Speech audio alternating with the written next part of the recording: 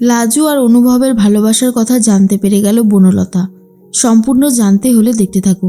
গল্পে শুরুতেই দেখা যায় লাজুকে ডাকতে থাকে নিজের ঘরে বনলতা, আর বলে, আচ্ছা লাজু, এই দুটো আঙ্গুলের মধ্যে একটা আঙ্গুল ধরতো। লাজু তখন বলে, কেন গো, আঙুল ধরে কি করব? লাজু তখন বলে, আমি এখন বরং ঘরে যাই। বনলতা বলে, আরে দাঁড়া না, তোকে যেটা করতে বলেছি তুই সেটা কর।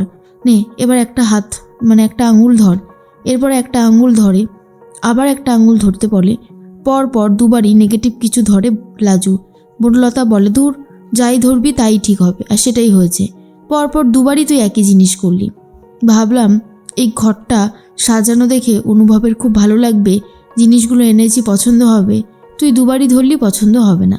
এরপর লাজু বলে, ও এই ব্যাপার, আমার তো যেটা ধরার সেটাই ধরেছি, এখন কি হবে আর কি হবে না সেটা আমি বা কী করে জানবো বলো বনলতা দিদি। এর মাঝখানেই চলে এসেছে অনুভবের মা আর বলে, আমি তো অনেকক্ষণই এসেছি, তোমার সাথে দেখা করতে এলাম। বনলতা বলে, এই দেখো না, আমি ঘরটাকে খুব সুন্দর করে সাজিয়ে দিয়েছি, আর কেমন হয়েছে বলো? স্ত্রী তখন বলে, খুব ভালো হয়েছে, আর অনুভবের জন্য যে জিনিসগুলো এনেছো আশা করছি ওরও পছন্দ হবে।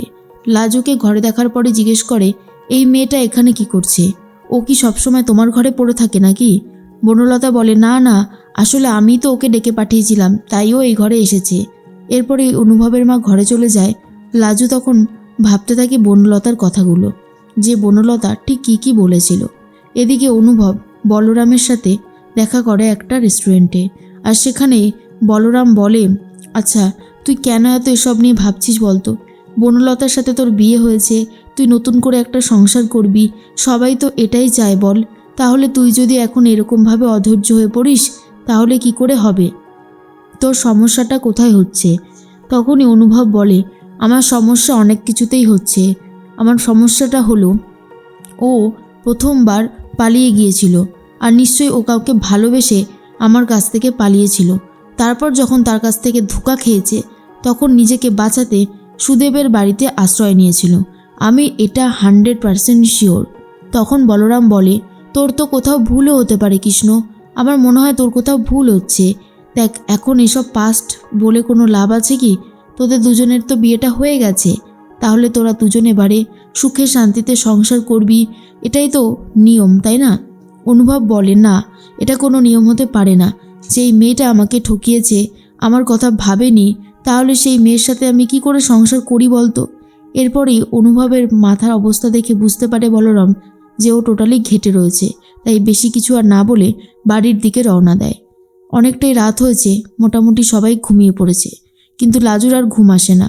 লাজু মনে মনে ভাবে, বনলতা দিদি আর খিটকেল তো স্বামী স্ত্রী, ওরা দুজনে একসাথে থাকলে ঝামেলা হবে, ভালোবাসা হবে, কেন যে আমার বারবার বনলতা দিদির কথাগুলো মনে হচ্ছে কে জানে।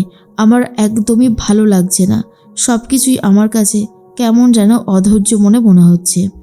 এর মধ্যেই রাত হতেই সুদেবকে ফোন করবে বলে বারান্দাতে চলে আসে লাজু। ঠিক সেই মুহূর্তেই ওপর থেকে দেখতে পায় বনলতা আর বলে, কী রে লাজু, তুই এত রাতের বেলা এখানে কি করছিস? নিশ্চয়ই তুই ফোন করছিস, তাই না রে? এরপর লাজু বলে, ঘুম আসছিল না বনলতা দিদি, তাই এখানে এসে বসলাম।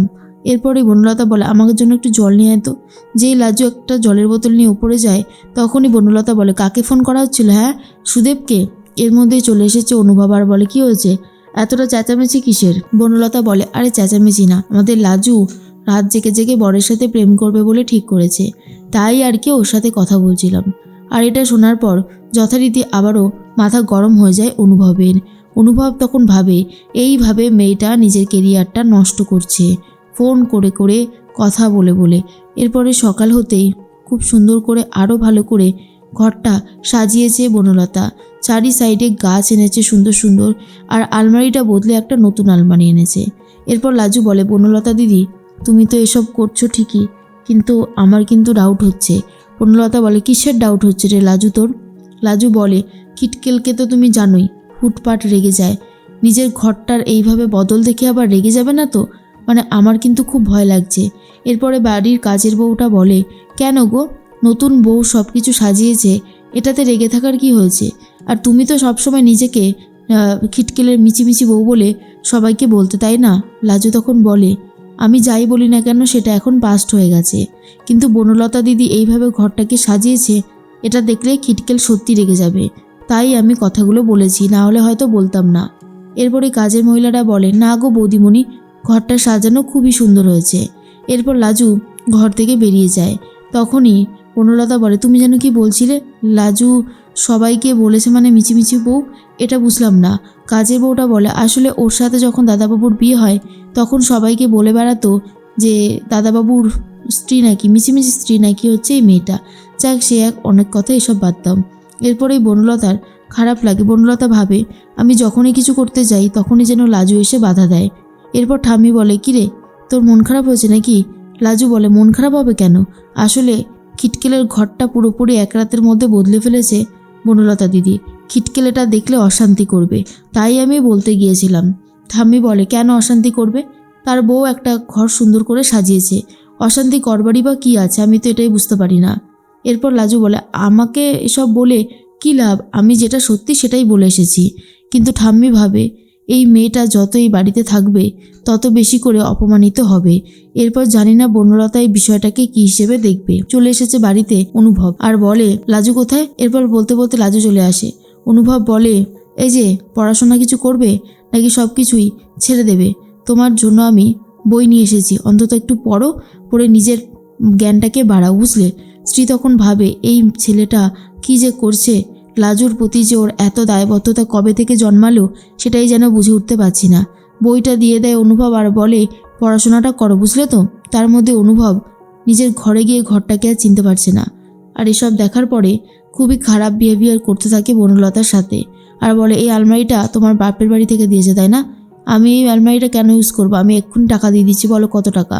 তখন বনলতা বলে, এটা আমি আমার জমানো টাকা থেকে কিনেছি, তুমি এরকম ব্যবহার করছো কেন অনুভব আমার সাথে? এরপরেই বনলতা বলে, লাজু একদম ঠিক কথাই বলেছিল। লাজু সেই সময় চা নিয়ে আসে আর মনে মনে ভাবে, বেশ হয়েছে, আগেই তো আমি বারণ করেছিলাম, আমার কোনো কথা শোনেনি, এখন দেখো কেমন লাগে। এরপর চুরির আওয়াজ হলে অনুভব বাইরে এসে দেখে লাজু অপেক্ষা করছে আর বলে, কি ব্যাপার, তুমি আমাদের কথা শুনছিলে বাইরে থেকে? লাজু তখন বলে, না না, আমি তো চা দিতে এসেছি। এরপর লাজুকে দেখে বনলতা বলে, তুই আমাকে ঠিকই বলেছিলিস যে অনুভব পছন্দ করবে না, তোর কথা একদমই মিলে যায় রে রাজু। তখনই অনুভব বলে, কি মিন করতে চাইছো তুমি? তখনই দেখা যায় বনলতা বলে, কি মিন করতে চাইছি তুমি বুঝতে পারছো না? ওর বয়স 19 ওর মনেও প্রেম জন্মাতে পারে অনুভব, আর সেটা কিন্তু আমি খুব ভালোভাবেই দেখতে পাচ্ছি। অনুভব এইসব কথাকে অত বেশি পাত্তা দেয় না আর ভাবে যা হবার তাই হবে। এর মধ্যে লাজুর প্রতি অনেক বেশি দুর্বল হয়ে পড়েছে অনুভব। আর অনুভব বলে, চিন্তা করো না, এই যে তুমি আমার এত খেয়াল রাখো, আমাকে ভালোবাসো, এটাই আমার কাছে অনেক বেশি কিছু। আমি সারাটা জীবন তোমাকে নিয়েই চলতে চাই। লাজু এইসব ভেবে অবাক হয়ে যায় আর বলে, আমি তোমাকে ভালোবাসি? এসব কে বললো? কিটকেল বলে, আমার চাওয়া পাওয়া কোনগুলো তুমি সবটাই জানো, আমি কোনটা অপছন্দ করি কোনটা করি না, আর তুমি আমাকে সব থেকে ভালো বুঝতে পারো লাজু, তাই আমার মনে হয় তুমি আমাকে ভালোবেসে ফেলেছো। আর এদিকে বনলতাও বুঝতে পারে লাজুর অনুভবের প্রতি একটা দুর্বলতা আছে।